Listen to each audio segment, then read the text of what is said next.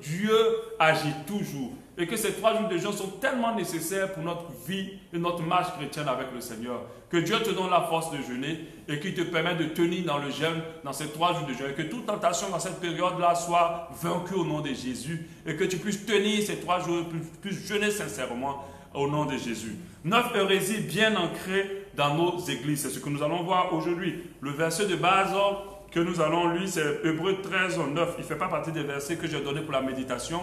Pour ceux qui n'ont pas WhatsApp, vous avez les versets pour la méditation. Je vais le mettre sur le groupe du Facebook et on va essayer de les partager par SMS à toutes les personnes qui n'ont pas Internet. Ce verset-là nous dit, ne vous laissez pas entraîner dans des doctrines diverses et étrangères, car il est bon que le cœur soit affermi par la grâce et non par des aliments qui n'ont servi de rien à ceux qui sont attachés. Bon, on parle des aliments parce qu'il y avait des doctrines qui sont attachées aux aliments et il y a beaucoup de doctrines qui ont été créées au sein de notre Église. Pourquoi aujourd'hui nous abordons les 9 hérésies les plus ancrées dans notre Église? Pas parce que je suis super intelligent ou que je suis super proche de Dieu et que j'ai le droit de juger les autres. Je ne suis même pas dans un esprit de jugement, je suis juste dans un esprit de vraiment de transmettre la parole de Dieu qui nous ouvre les yeux. Je suis quelqu'un qui observe. J'ai un peu cet esprit des chrétiens, je ne dirais même pas un peu, totalement cet esprit des chrétiens de Béret. Je ne suis pas le genre d'enfant de Dieu qui avale pour avaler.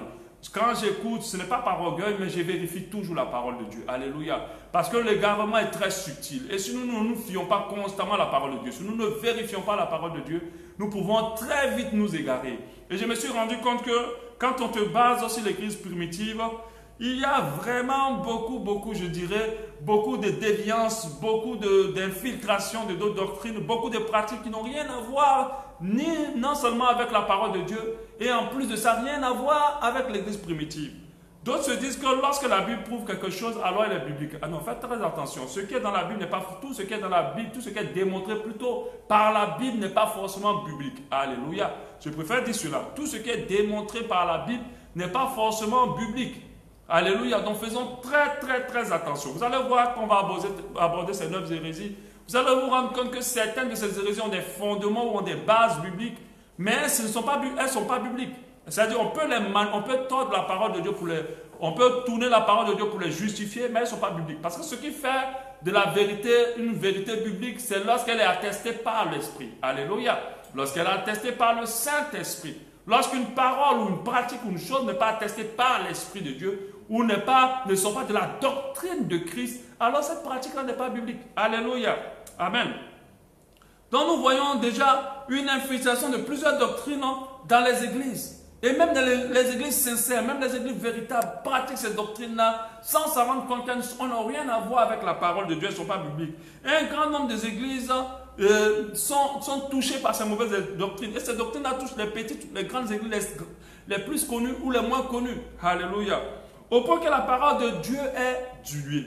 Au point que les chrétiens ne sont plus tournés vers Dieu, vers la recherche de Dieu, vers la connexion de Dieu. Au point que suivre Dieu est réduit maintenant à s'acquérir des choses de la terre et non pas à se préparer pour le retour du Seigneur. Et ces doctrines poussent beaucoup à s'investir dans l'œuvre de Dieu, pas pour préparer l'Église de Dieu au retour du Seigneur, mais beaucoup plus pour les choses terrestres. Alléluia. Alléluia. L'église d'aujourd'hui est tellement compromise. L'église d'aujourd'hui a tellement de fausses doctrines. Même celles qui se disent églises basées sur la parole de Dieu, de foi, sont infiltrées par des choses qui ne sont pas bibliques. Alléluia. De nos jours, nous devons retourner à la parole de Dieu. Nous devons retourner à l'église primitive, à comment ils vivaient et dans l'esprit qui les animait. Alléluia. Parce que ils sont l'authentique, je pourrais dire, de l'église que le Seigneur voulait, des chrétiens que le Seigneur voulait, parce qu'ils sortaient à peine de l'école de Jésus. Alléluia. Et je dirais, il n'y a pas plus authentique chrétien. Alléluia. Et nous devons nous fier à eux et en nous fiant à eux, pouvoir avoir une marche, une foi qui soit en conformité avec la doctrine de Christ. Alléluia. J'avoue que toutes ces doctrines, nous les avons pratiquées, nous en pratiquons jusqu'à aujourd'hui. Et Dieu m'a dit non, elles ne sont pas bibliques, elles ne sont pas de moi. Elles ne sont pas en accord avec ma parole. Et lorsque je m'en suis rendu compte, je me suis dit, ah, mais là, il faut revenir à la parole de Dieu. Et c'est pour cela que je veux te partager aussi à toi. Parce que vous savez, il y a beaucoup qui vont être sauvés, qui vont aller en enfer plutôt par ignorance, par tromperie. Parce que le diable ne nous pousse pas seulement dans le péché de manière volontaire ou avec les désirs de la chair. Il peut nous pousser aussi, il nous pousse plutôt dans le péché aussi par tromperie. Il y a des gens qui font des choses, ils sont tellement convaincus que c'est bon, mais en fait, ils sont hors de la volonté de Dieu. Alléluia. C'est pour cela, comme les chrétiens de Béret, nous devons vérifier la parole de Dieu constamment. Nous devons vérifier ce que nous écoutons, même ce que vous êtes en train d'écouter de moi. Tout ce que je vais dire tout à l'heure, si tu as un bic, tu as une feuille, écris-le, va les vérifier. Alléluia. Je te demande de le vérifier. Parce que ce qui est souverain au milieu de nous, ce n'est pas un homme de Dieu. C'est la parole de Dieu, c'est Jésus-Christ. La parole de Dieu dit Jésus à la tête. Il n'a plus parlé, cette parole n'a plus parlé des autres parties du corps. Alléluia. Donc ça veut dire que toutes les autres parties du corps ont le même niveau, sauf que Jésus est au-dessus de tout. Alléluia. C'est pour ça que nous devons comprendre que quand nous écoutons un enseignement, nous devons l'écouter avec humilité, avec un cœur disposé.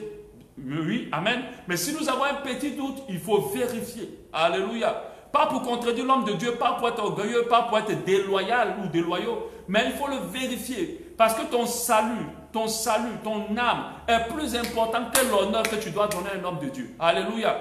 Est plus important que la cohésion que tu dois avoir avec ton église. C'est plus important, ton salut est plus important que ça. Et il est même plus important que tout ce qui existe dans ce monde. Donc tu dois le garder jalousement. Le salut que tu as acquis en Jésus. Il ne faut rien ni personne ne te détourne de ce salut-là. Quand on parle d'hérésie, c'est quoi une hérésie? Une hérésie va définir une opinion ou une doctrine ou un dogme. Doctrine, dogme, c'est la même chose qui sort du cadre de la vérité biblique. Mais aujourd'hui, l'hérésie va être définie plutôt par une doctrine, un dogme, une opinion qui sort de la doctrine, qui est en dehors de la doctrine de Christ. Doctrine de Christ. Parce que dans la Bible, il y a plusieurs doctrines. Mais toutes les doctrines ne sont pas de la doctrine de Christ. Il y a d'autres qui sont restés qui viennent de la doctrine de la loi, mais qui ne sont pas de la doctrine de Christ. Alléluia. Parce que la doctrine de Christ accomplit la doctrine de la loi. Amen. Amen. Donc faisons très attention. Il y a plusieurs pratiques que Dieu a demandé à Moïse de faire qui ne sont pas de la doctrine de Christ. Amen. C'était des actes qu'il devait poser, mais qui ne sont pas celles-là que nous devons maintenir ou garder. Ou celles-là sur lesquelles nous devons fonder notre foi. Alléluia. Amen. Donc, pour détecter ces hérésies, comme je l'ai dit, nous nous basons sur l'église primitive et nous regardons à l'église primitive. Quand on regarde l'église primitive, nous voyons que beaucoup de choses ne sont pas en conformité avec la parole de Dieu. Et ces choses-là sont rentrées dans l'église pour plusieurs raisons dont nous allons parler aujourd'hui. Amen. Je vais d'abord lire un verset. Ensuite, on va parler de comment ces hérésies sont rentrées. 2 Jean 1, 7 nous dit, car plusieurs séducteurs sont entrés dans le monde qui ne confessent point que Jésus-Christ est venu en chair. Celui qui est tel, c'est le séducteur et l'antichrist. Prenez garde, verset 8, à vous-même, afin que vous ne perdiez pas le fruit de votre travail, mais que vous receviez la pleine récompense. Quiconque va plus loin ne demeure pas dans la doctrine de Christ. Quiconque va plus loin et ne demeure pas dans la doctrine de Christ n'a point Dieu. Celui qui demeure dans cette doctrine a le Père et le Fils. Donc, nous devons comprendre que tout ce qui est en dehors de la doctrine de Christ est une hérésie dans le temps dans lequel nous sommes. Amen. Parce que nous ne sommes plus au temps de la loi, nous sommes au temps de la grâce, nous sommes au temps de la foi. Amen. Donc, c'est la doctrine de Christ qui prend le dessus sur toute autre doctrine. Alléluia. Comment l'Église a été infiltrée par ces hérésies? Quatre moyens d'infiltration par ces hérésies qu'on parle de mauvaises doctrines. Je précise que ces hérésies sont rentrées de manière subtile et progressive dans l'Église. Amen. Subtilement et progressivement. Quelqu'un a reçu une petite révélation, il a eu une petite conviction de faire quelque chose et pendant un temps, et du coup cette petite conviction est devenue doctrine. On a lu dans la Bible, tel a posé un acte, et il a posé un acte conduit par l'Esprit, un acte prophétique. Alors on a pris cet acte prophétique pour en faire une doctrine au sein de l'Église. Donc du coup on voit des églises où on ne porte pas des chaussures, on voit des églises où on porte des vêtements blancs, on voit des églises, voilà, il y a plein de choses. Voilà, à cause d'un acte prophétique, on voit des églises où on utilise l'huile d'onction, je vais en parler parce que ça fait partie des hérésies, où on utilise l'huile d'onction d'une manière abusive. Ça n'a même rien à voir avec la parole de Dieu. Mais parce qu'un seul acte a été posé un jour, alors du coup c'est devenu l'acte qu'il faut maintenir dans l'église, maintenir dans l'église. Amen. Je vais parler de l'onction qui fait partie de la liste des hérésies, mais on ne va pas les aborder rapidement. Donc, le moyen d'infiltration de mauvaises doctrines dans l'église, le premier moyen d'infiltration le plus fort, qui a le plus d'impact, c'est l'église catholique. Pas pour dénigrer une religion. Je ne suis même pas dans ce volet-là. Mon problème, ce n'est pas de dire oh, les évangéliques sont bien, les catholiques sont bizarres, ceci, non. Je ne suis même pas évangélique, alléluia. Je ne suis pas pentecôtiste, alléluia. J'appartiens à Jésus. Amen. Et mon fondement, c'est la parole de Dieu. Alléluia. Parce que je suis convaincu que quand Jésus viendra, il n'appellera pas les évangélistes. Alléluia. Amen.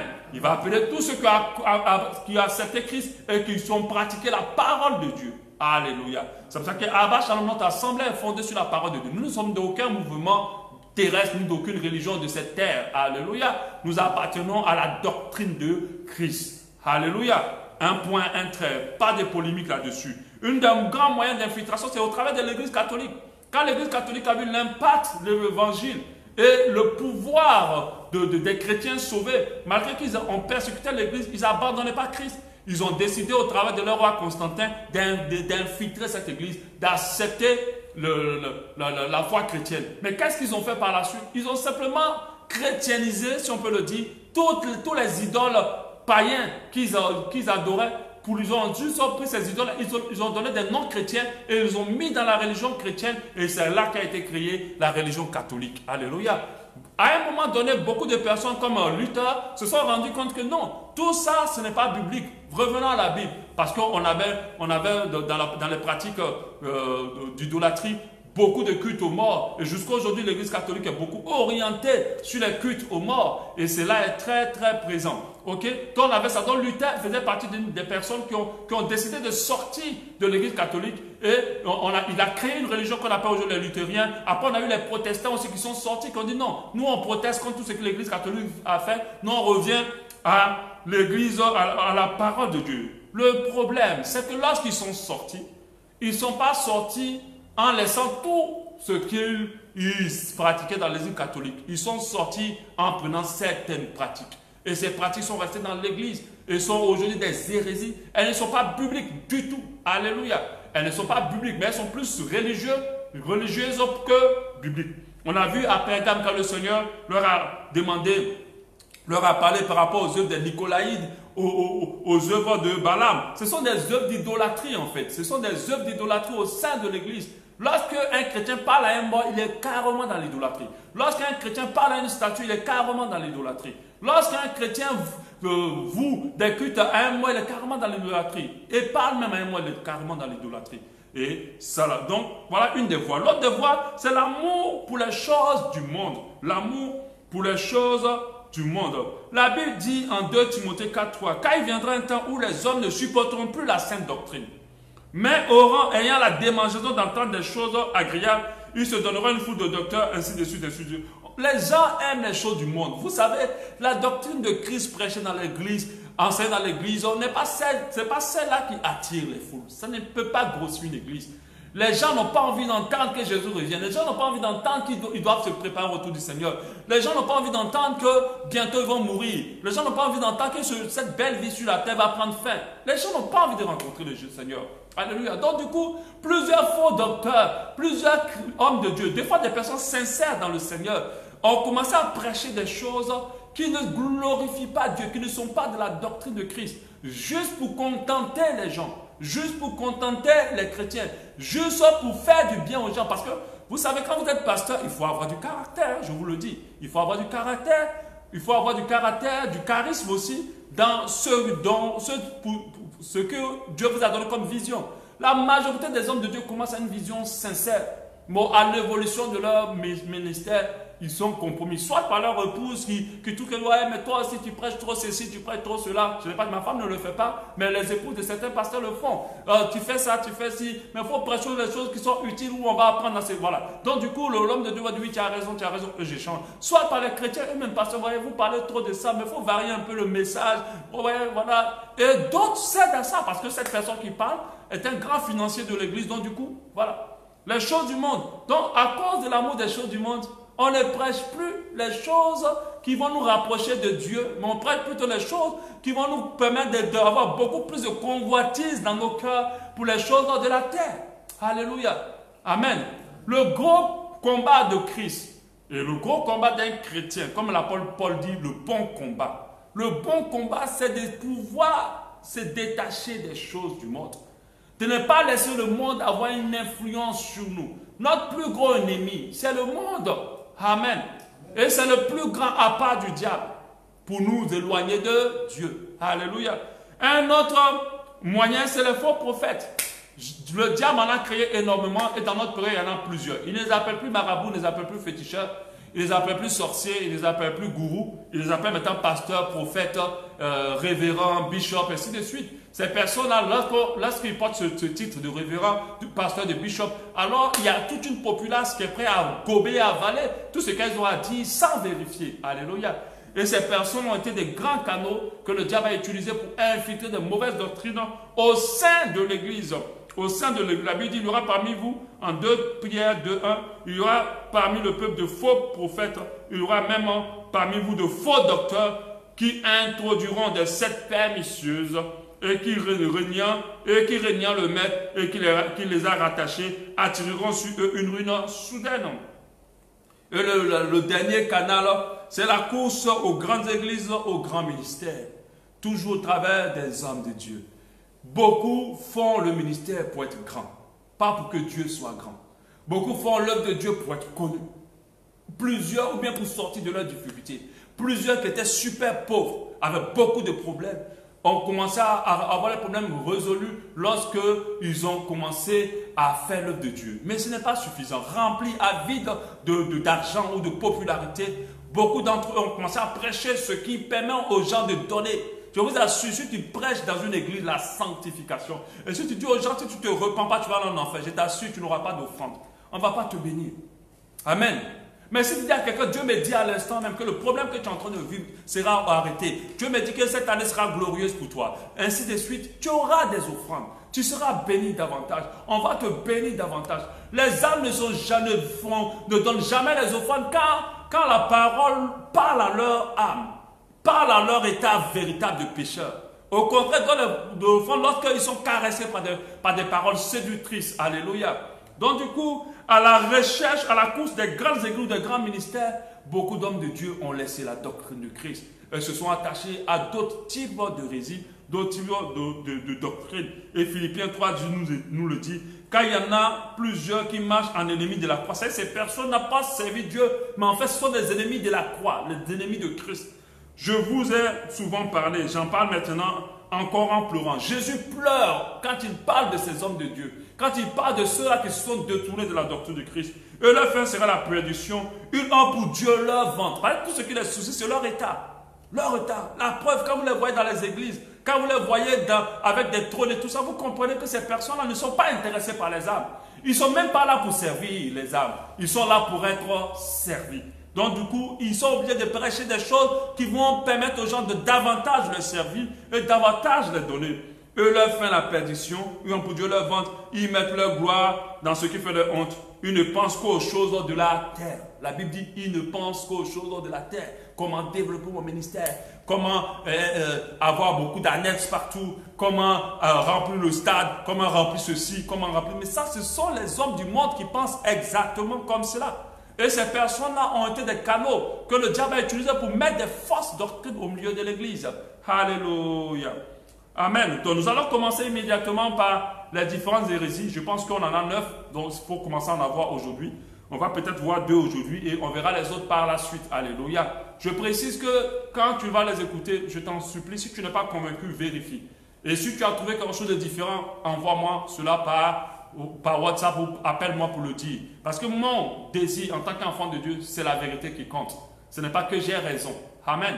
Amen. Parce que nous tous, nous faisons des erreurs. Mon désir en tant qu'enfant de Dieu, c'est la vérité qui compte. C'est d'être en phase avec la vérité. Alléluia.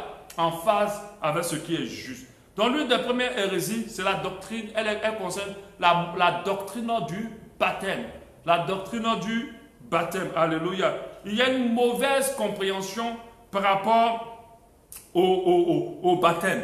Et cette mauvaise compréhension, elle a été clairement expliquée par l'Église catholique. Clairement expliquée par l'Église catholique. De la manière dont nous usons de la doctrine du baptême au sein de nos églises n'a rien à voir avec la doctrine du baptême qui est décrite dans la Bible. N'a rien à voir avec comment le baptême est vu dans la parole de Dieu. D'abord, pour les raisons pour lesquelles on le fait. Amen. Bon, pour les raisons, on ne va pas dire que les chrétiens, les hommes de Dieu l'enseignent, mais certains l'enseignent. On te dit, viens te baptiser pour. Mais on ne vient pas te dire, viens te baptiser.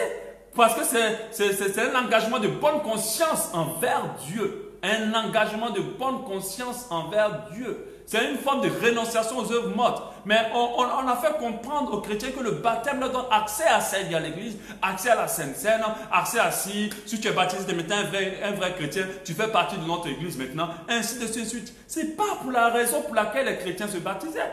Amen. L'église primitive se baptisait pour faire partie du corps de Christ. Ils se baptisaient pour pouvoir être en conformité et en harmonie avec Dieu. Alléluia. Amen. Et on a fait comprendre aux gens qu'il faut se baptiser pour les raisons qui ne sont pas les vraies raisons. Donc, du coup, on se retrouve à baptiser beaucoup de personnes qui n'ont pas pris la résolution d'abandonner leur ancienne vie. On se retrouve à baptiser plusieurs personnes qui n'ont pas pris la résolution de pouvoir se repentir complètement. Parce qu'on ne les a pas fait comprendre l'importance du baptême. Moi, je me rappelle, quand j'ai accepté le Seigneur, je sortais d'une famille musulmane. Mais je n'allais pas me baptiser pour pouvoir servir à l'église ou pour pouvoir prendre la Sainte Seine. Je n'allais pas me baptiser pour pouvoir faire partie d'une communauté. Ça m'importait peu. J'allais me baptiser déjà selon l'ordre du Seigneur qui a dit que celui qui croira, qui sera baptisé sera sauvé. Mais j'allais aussi me baptiser parce que je veux montrer à Dieu tout mon engagement de le suivre. Tout mon désir de lui appartenir. Alléluia. Amen. Et j'ai encore cette photo de baptême. Mais quand j'étais dans l'eau, cette eau, pendant qu'on me baptisait, je ne pensais même pas aux choses du monde. Je me disais, waouh, je suis en train de changer de vie. Je suis en train de changer de famille. Je suis en train de rentrer dans une nouvelle famille. C'est pour cela que j'allais me baptiser. Alléluia. Mais l'autre problème encore qu'il y a eu au baptême, c'est que les conditions pour se baptiser sont erronées dans nos églises. Erronées. De telle sorte qu'on met en danger la foi de beaucoup de personnes. Le salut plutôt de beaucoup de personnes. L'église catholique, leur condition c'est quoi? Tu vas faire catéchèse 1 an, 2 ans, 3 ans. Si tu as eu le catéchèse, je pense que c'est un concours, c'est un examen. Et quand tu as eu le catéchèse, alors on va te baptiser. Ensuite, et après, tu vas faire la confirmation pour pouvoir avoir droit à des choses. Par exemple, ils ne marient pas les personnes qui ne sont pas baptisées chez eux, ainsi de suite. Et le baptême, c'est comme si c'est une pratique qui donne accès à plusieurs privilèges au sein de l'église. Ah non, hein? Ce n'est pas la raison. Et ce n'est pas la raison pour laquelle on doit se baptiser. Malheureusement, dans nos églises, on fait exactement la même chose. Figurez-vous qu'on fait même des examens pour pouvoir se baptiser. Examens, je veux dire des devoirs pour pouvoir se baptiser. On fait des devoirs où les gens doivent écrire, répondre aux questions. S'ils n'ont pas trouvé, ils ne se baptisent pas. S'ils ont eu une bonne note, ils se baptisent. Mais non. Non. Ce n'a absolument rien de biblique. Amen. Rien de biblique. Le problème, c'est que la Bible dit en Marc 16, c'est celui qui croira et se fera baptiser, sera sauvé. Mais celui qui ne croira pas sera condamné. La Bible nous demande, le baptême n'est pas une option. Amen. Le baptême n'est pas une option. Si tu crois en Jésus, que tu lui as donné ta vie, tu dois immédiatement te baptiser. Sinon, ta foi est en danger. Parce que la Bible ne dit pas celui qui croira ou sera baptisé. Le baptême n'est pas une option. Le baptême est une obligation. Alléluia.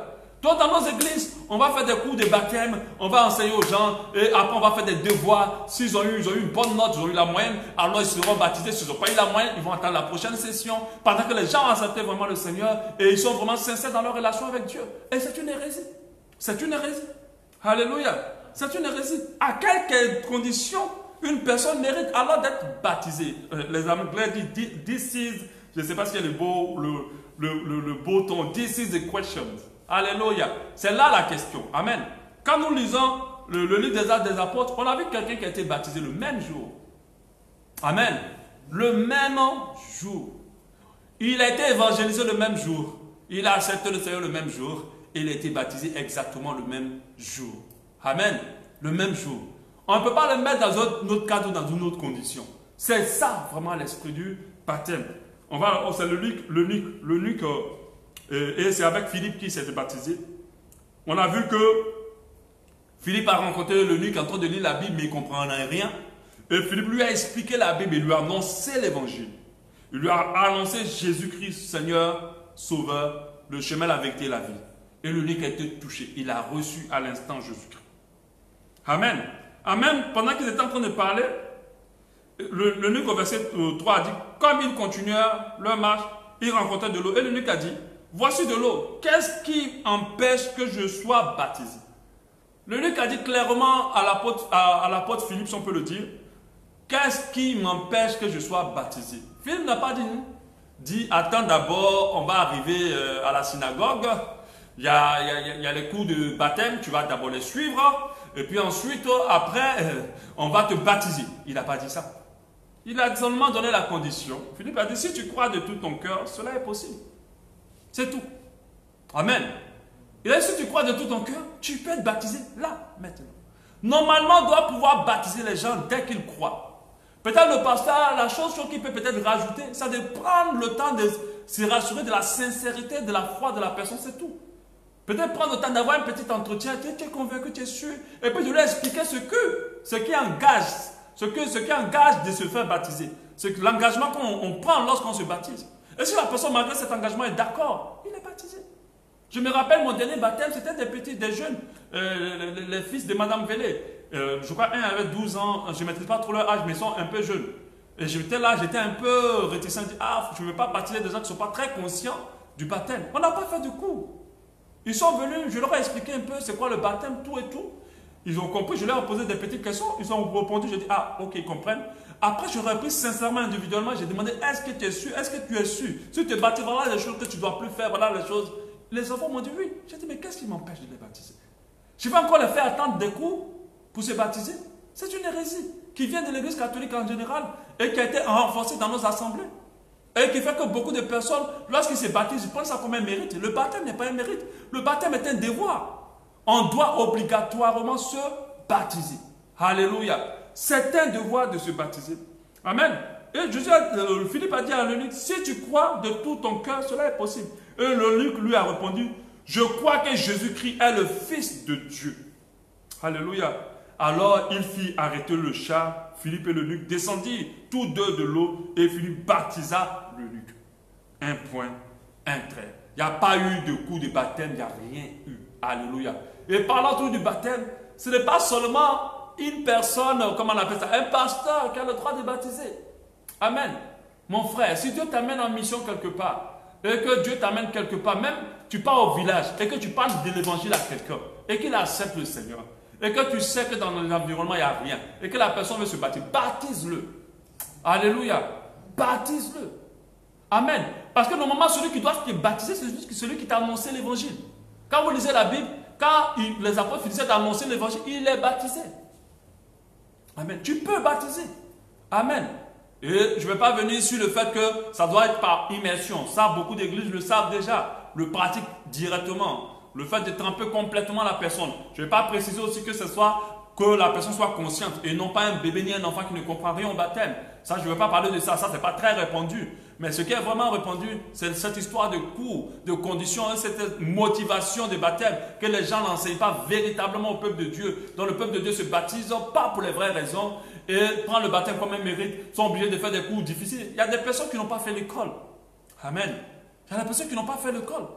Ils ne peuvent pas comprendre tout ce que vous expliquez. Mais ils ont accepté Jésus, ils ont compris qu'ils ont besoin de donner leur vie à Christ. Il faut les baptiser. Amen. Et ça, c'est une hérésie. Je vous assure, je suis en train de parler de ça. Il y a des églises qui ne sont pas prêtes à changer. Or, quand on lit la Bible, ça n'a rien de biblique. De faire des cours avant de baptiser, et carrément des devoirs avant de baptiser des gens. Ce n'est pas biblique. Amen. On va voir la deuxième hérésie. On va s'arrêter sur la deuxième. La deuxième hérésie, c'est une hérésie qui est très subtile, mais qui est assez répandue, et trop répandue même. C'est cette doctrine du Dieu 3 fois saint. Amen. C'est cette doctrine du Dieu 3 fois saint. Le Dieu 3 fois saint. Nous entendons dans de nombreuses chansons, dans de nombreuses prédications, des fois même dans les prières, Seigneur, tu es 3 fois saint. Toi, le Dieu 3 fois saint. Et on le dit avec une pleine conviction, en se disant, waouh, c'est biblique, ça vient de la Bible, c'est vrai, c'est ceci. Et moi, ce n'est pas parce que j'ai lu quelque part que ce n'est pas vrai. C'est parce que j'ai essayé de savoir au travers de la Bible. Je suis quelqu'un qui vérifie. Amen. Même peu importe la grandeur en griffe, parce que comme je l'ai dit, grand homme de Dieu, ça ne veut rien dire. Peu importe la grandeur d'un homme de Dieu, je ne peux pas avaler tout ce qu'il a dit comme ça. Il faut que je vérifie. Si Jésus est devant moi, alors lui, j'avale tout. Parce que lui, il est la parole. Alléluia. Tu ne peux pas mettre la parole en cause. Amen. Dieu 3 fois saint. On les attend dans les chants. Des fois, on est nous-mêmes dans notre temps de louange, on est coincé parce que le chant a 3 fois saint. Donc, tu ne sais pas comment le gérer. Si tu veux dire saint, saint, saint, les accords ne rentrent plus, la mélodie ne tient plus. Donc, des fois, c'est très difficile. Amen. J'aime bien le chant de Sinach qui dit saint, saint, saint, saint. Voilà. Ce chant-là commence par saint, saint, saint. Elle n'a pas dit 3 fois saint est l'éternel. Non. Elle a dit saint, saint, saint, saint. Tu sens quelqu'un qui est rentré dans les profondeurs de l'adoration. Alléluia. C'est vrai qu'il dit Dieu 3 fois saint, ce n'est pas un vrai adorateur. Tu n'as pas connu la dimension de l'adoration. Alléluia. Quand tu rentres dans une dimension d'adoration, tu sais que ton Dieu n'est pas 3 fois saint. Il est saint, saint, saint. Je n'ai pas dit et saint. Saint, saint, saint. La Bible ne met pas saint, saint et saint. Amen. Saint, saint et saint. Il fallait dire et. Saint, saint, saint. Alléluia. C'est ce que la Bible dit. Quand nous lisons dans la parole de Dieu, cette expression de Dieu 3 fois saint n'est écrite nulle part. Les seules fois on a saint, saint, saint est écrit seulement que 2 fois. On a d'abord dans l'Ancien Testament avec Ésaïe, il criait l'un à l'autre, disait saint, saint, saint est l'Éternel des armées. La terre est pleine de sa gloire, c'est à Ésaïe 6, 3. On a aussi Jean qui a dit aussi la même chose, Apocalypse 4, 8. Les 4 êtres vivants ont chacun 6 ailes et ils sont remplis de Dieu tout autour et au-dedans. Ils ne cessent de dire jour et nuit, saint, saint, saint est l'Éternel Dieu, le Dieu Tout-Puissant, le Tout-Puissant qui est, qui était, qui est et qui vient. Alléluia. Ces 24 vieillards ne disent pas 3 fois saint est l'Éternel Dieu. Non. Faites très attention. Si c'est écrit saint, saint, saint, c'est qu'il y a une raison. Amen. Si nous partons à 3 fois saint, on n'est pas dans la même raison. Amen. Alléluia. Maintenant, en mathématiques, normalement, moi qui suis mathématicien scientifique, saint, saint, saint égale à 3 fois saint, normalement en mathématiques. Alléluia. Saint, saint, c'est égal à 3 fois saint. Si je mets une orange, une orange, une orange, je vais dire 3 fois l'orange, donc ça fait 3 oranges. Amen. Donc ça a l'air logique. Mais la logique humaine n'a rien à voir avec la logique de Dieu. Alléluia. Ce n'est pas comparable du tout. Ce n'est pas parce que tu peux le démontrer scientifiquement que c'est vrai spirituellement. Ça n'a rien à voir. Dieu sait pour que la mise saint, saint, saint est l'Éternel des armées. Ces personnes qui ont prononcé cela ont été remplies d'adoration. Et ce qui est sorti de leur bouche, ce n'est pas 3 fois saint est l'Éternel des armées. C'est saint, saint, saint est l'Éternel des armées. Et beaucoup de personnes dans nos églises sont trompées par cette expression. Sont trompés par cette expression qui n'est pas biblique du tout. Alléluia. Amen. Quand tu lis la Bible avec le Saint-Esprit, tu comprends que Dieu ne peut pas être 3 fois saint. Alléluia. Tu comprends que Dieu n'est pas 3 fois saint. Ce serait limiter la sainteté de Dieu. Ce serait quantifier la sainteté de Dieu. Ce serait borner la sainteté de Dieu. Et lorsqu'on parle de quantifier de borne, alors ce n'est plus Dieu. Parce que Dieu n'a ni commencement ni fin. Alléluia. Dieu est éternel. Donc ça veut dire que ce que le décret ne peut pas être limité. S'il y a 3 fois saint, alors c'est qu'il y a possibilité d'avoir 7 fois saint. Alléluia. Donc ça veut dire du coup on a bordé Dieu. Dieu est dans l'éternité. Il n'a ni commencement ni fin. C'est comme ça qu'on dit saint, saint, saint. C'est comme si on met un pointillé. Pointillé, ça veut dire que ce n'est pas fini. Amen. Pointillé, ça veut dire que ce n'est pas encore fini. Et c'est comme ça que Dieu est. Dieu, 3 fois saint, est une expression introduite par l'Église catholique en général. Comme plusieurs des expressions qu'on entend couramment, et que certaines personnes, quand qui s'arrêtent dans la chair, qui ne lisent même pas la Bible, ils disent oui, chanter, c'est prier 2 fois. Mon frère, lis ta Bible, ce n'est jamais écrit dans la Bible. Ça, c'est l'étude des catholiques. Chanter n'est pas prier 2 fois. Ou bien on entend, aide-toi, le ciel t'aidera. La parole de Dieu nous dit, aide-toi, le ciel t'aidera. La parole de Dieu n'a jamais dit cela. Alléluia. Parce que nous savons que nos efforts ne peuvent nous amener nulle part. C'est Dieu qui fait tout en nous. Alléluia. Amen. Nous ne devons pas nous aider, nous devons plutôt nous confier à Dieu. Alléluia. Et comme cela, on a aussi 3 fois saint qui est relâché comme ça à chaque fois. Il y a des chants qui sont écrits dessus, de nombreux chants qui sont écrits dessus, de nombreuses prédications qui y sont. mais peu sont ceux qui ont compris que Dieu n'est pas 3 fois saint. Alléluia. La grandeur de Dieu, quand on dit saint, saint, saint, ça veut dire que sa grandeur est infinie. Sa grandeur est illimitée. Ça veut dire qu'elle est éternelle. On parle de la perfection de sa sainteté. C'est pour ça qu'on reste dans saint, saint, saint, et non pas 3 fois saint. Nous devons comprendre qu'il est très important pour nous de revoir cela. Et lorsque nous prions, de dire, Seigneur, tu es saint, saint et saint, n'ajoutez pas le et. Saint, saint, saint. Alléluia. Parce que les Grecs vieillards disaient, saint, saint, saint est l'Éternel. Saint, saint, saint est l'Éternel des armées. Alléluia. Amen. Donc nous allons arrêter aujourd'hui par là. On a d'autres hérésies. Je vais peut-être vous donner les titres rapidement avant que je le coupe pour que tu viennes demain. Il y a la doctrine de l'usage des uniformes au sein de l'Église, le fait de porter des uniformes et l'Église. Je vais te donner encore un deuxième. Il y a la doctrine aussi de la doctrine du droit du prédicateur, c'est-à-dire le fait de donner de l'argent ou des présents à un prédicateur quand il a prêché. Dans cette doctrine, il y a quelque chose de très fort à l'intérieur et je vais t'en parler. Je vais parler demain encore de la troisième doctrine que je vais voir, qu'on verra. C'est la doctrine de la bénédiction. Je vais te parler de cette doctrine-là qui gangrène l'Église et qui n'a rien à voir avec la parole de Dieu, qui est mal comprise et qui est mal utilisée. Alléluia. Amen. Donc déjà, sur la base de ces deux doctrines, nous allons prier. Tu vas prier, tu as dit, Seigneur, ouvre mes yeux et permets-moi de voir les choses telles que tu les vois. Alléluia. Et que rien ne m'égare de toi, de ta parole, surtout de la doctrine de Christ. Nous allons prier pour ça. Seigneur, nous te rendons grâce, Papa. Ouvre nos yeux, ouvre nos yeux. Permets-nous de voir comme toi tu vois, de comprendre comme toi tu comprends, de réaliser comme toi tu réalises. Et que rien ne nous détourne de ta parole, que rien ne nous détourne de ce qui est de toi. Que nous soyons attachés à ce qui t'honore et ce qui te glorifie. Et que nous comprenons les choses telles que toi tu les comprends. Nous ne voulons pas rater le ciel ni être trompés. Permets-nous de pouvoir, Seigneur, vérifier les choses avec un esprit de sincérité, d'humilité et de ne point être égaré par quoi que ce soit ou ni par quiconque. Étends ta main de grâce sur nos cœurs et aide-nous dans ce sens, dans le nom précieux de Jésus-Christ. Merci, Seigneur. Que Dieu vous bénisse. On jeûne demain. On se retrouve à 17h pour l'enseignement. Amen.